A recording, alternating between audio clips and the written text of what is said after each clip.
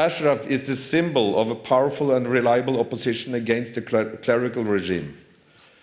Ashraf residents are the treasures of the people of the region and the world to have a better world, a democratic Iran, and a region without insecurity, convulsion, and sectarianism.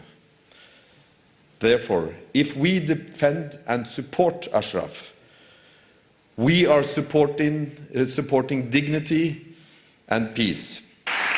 Or else, through our silence, we will be in fact assisting war and violence.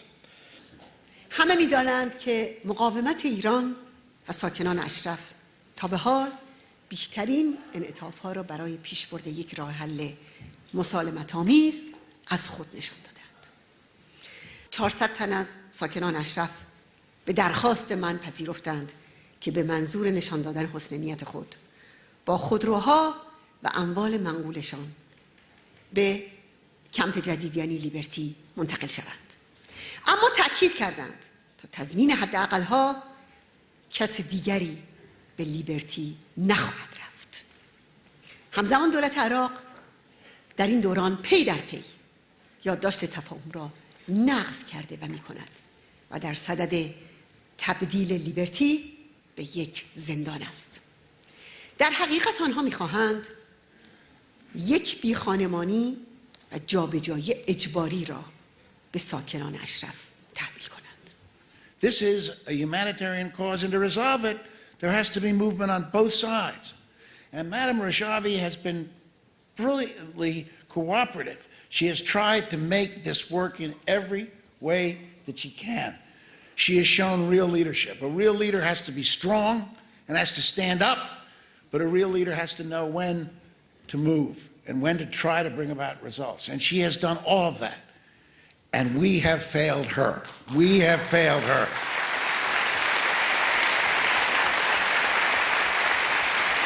The United States is not the sovereign in Iraq. Iraq is the sovereign. Well, that's the mindset that our government has had from the beginning. Well, that makes no sense. Was the United States the sovereign in Benghazi in Libya when President Obama organized the NATO airstrikes that tumbled the Libyan government and saved hundreds of thousands of Benghazi residents from genocide? No, we weren't the sovereign there, but we acted. But here, we have a different level of moral and legal responsibility, because when the residents of Ashraf surrendered their weapons, and General Phillips tells me that they were excellent fighters and people who could have used those weapons to defend themselves big time, when they surrendered their weapons to the United States military, each one of them got a signed contract from the United States saying that we would protect them. But it's time for the talking to end.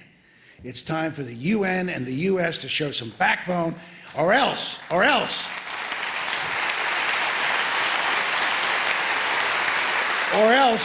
the international community, the UN and the United States are going to have to face the responsibility for the slaughter of decent, honorable human beings.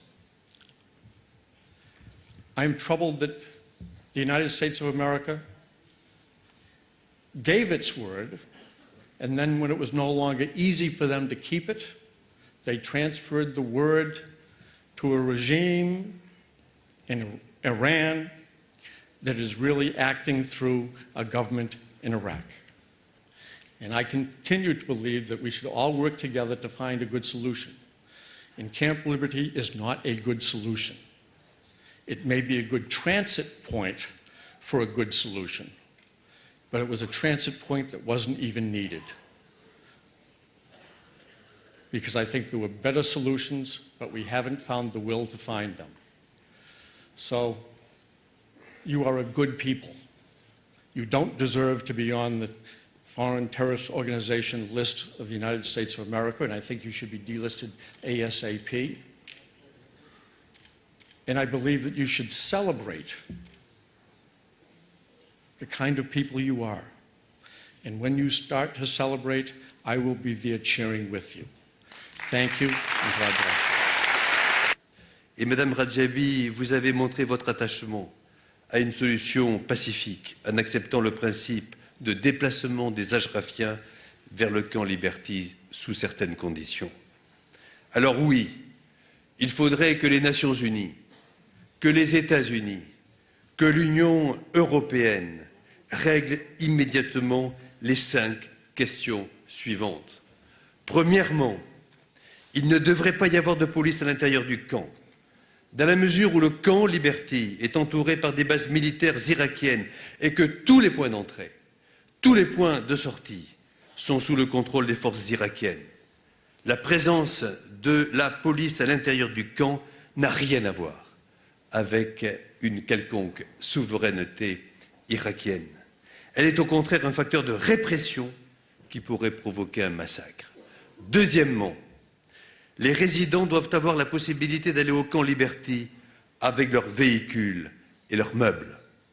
Troisièmement, toute implication du régime iranien, de membres ou de représentants de l'ambassade de ce régime dont le sort des résidents d'Ashraf doit être catégoriquement évité. Quatrièmement, la liberté de circulation des résidents d'Ashraf doit être sauvegardée. Et enfin, cinquièmement, si de nouvelles entraves au transfert sont imposées par le gouvernement irakien et par le régime des mullahs, alors le Haut Comité pour les réfugiés devrait commencer à Ashraf le plus vite possible pour débuter ses entretiens, son processus de vérification, parce qu'il n'y aura plus de temps à perdre. But I think if there's one objective that we all want here is the need for democracy in Iran. 1.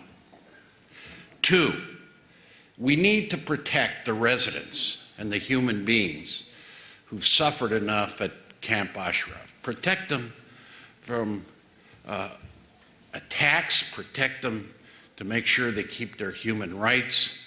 If they move to Camp Liberty, that this be an adequate facility, that it be a protected facility. There's so many guarantees that are needed. Number 3, for that to happen and for this movement to be strengthened, my hope is that the United States government delists the MEK.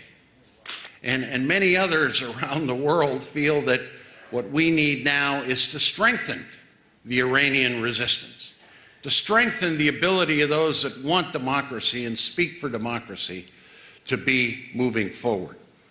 But I believe, and I believe strongly, that there is a better way. There is a better way than sanctions, a better way than military force or the threat thereof.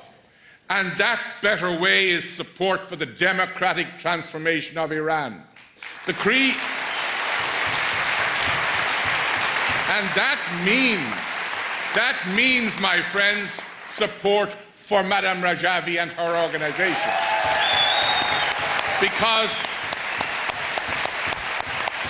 unlike those who took power in the wake of the change in regime 33 years ago, she is fully prepared for power. She understands the needs of our people.